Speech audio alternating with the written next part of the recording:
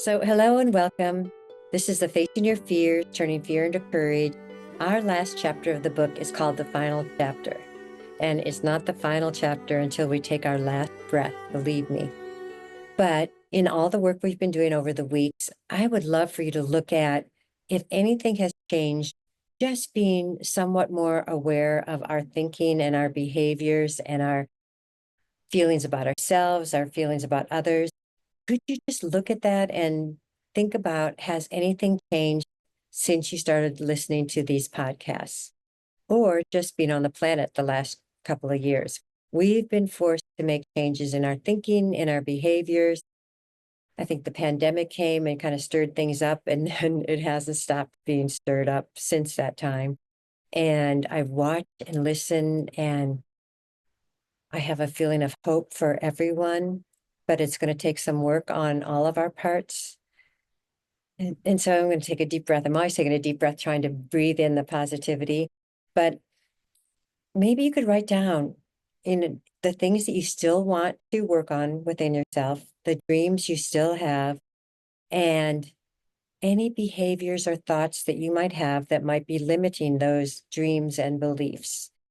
And if you write those down, there might be solutions to those issues or challenges. And so I'd love for you to write down what you could do to make sure those things change. In the book, The Final Chapter, we talk about our vibrational level, and I've talked about this before, but I'll remind people, if you don't mind, is that people vibrate at a certain level. You feel it when you're around people. It's so fun when you meet someone who's vibrating at a high level because you can feel their energy just stirring up the positivity. And I think that the Dalai Lama is the great example of that. He vibrates at 800, and it's not RPMs, but that's what I'm going to use. And the average person's at 300. And I've told this story before, but I'll say it again. He was meeting a reporter, and the reporter was pulling in behind him in his car, and the reporter sitting there going, "Oh, I wonder if the Dalai Lama is going to like me. Do I look okay?" You know, all these insecurities that at a 300 RPMs we would have. And he sees the Dalai Lama in his 80s getting out of the car, jumping up, going, "I'm so happy to meet you. I'm so happy to meet you." That's the difference, that living in joy.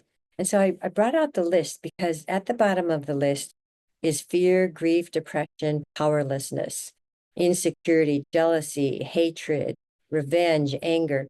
But you move up and sometimes you're in doubt or disappointment, or you're feeling overwhelmed or frustrated, but you're still not at the high vibrational level.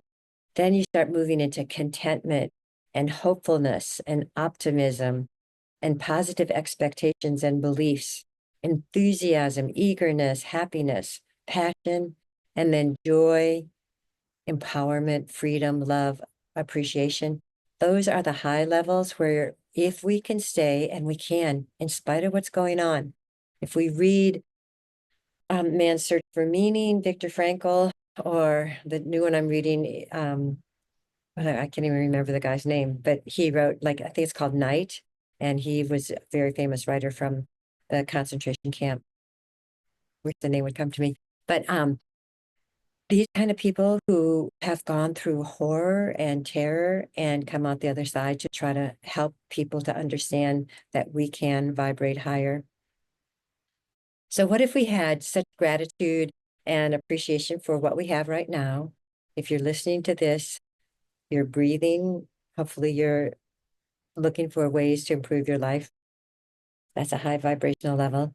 And there are even ways to higher that vibrational level by thinking of only positive thoughts, only creating joy for yourself and for others, and to cleaning out any of this stuff that might be holding us back.